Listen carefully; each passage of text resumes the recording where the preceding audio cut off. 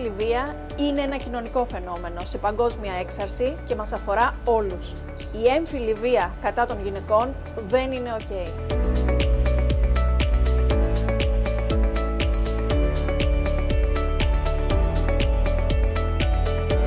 Είτε πρόκειται για παρενόχληση στο χώρο εργασίας, είτε για ενδοοικογενειακή βία, είτε για διαδικτυακή παρενόχληση, δεν είναι ok. Ήρθε η ώρα να δημιουργήσουμε μια κουλτούρα σεβασμού και ισότητας στην οικογένεια, στο σχολείο, στην εργασία, στους δημόσιους χώρους, παντού.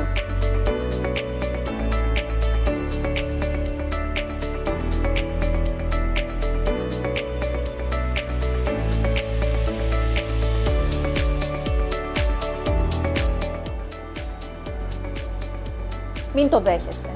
Μην μένεις αμέτωχη και αμέτωχος και παρακολουθείς απλά τα περιστατικά βίας ή παρενόχλησης. Κατάγγειλέ το.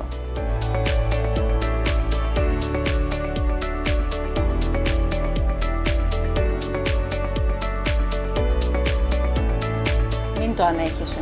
Μαζί μπορούμε να κάνουμε τη διαφορά και να δημιουργήσουμε μια πιο ασφαλή κοινωνία για όλους.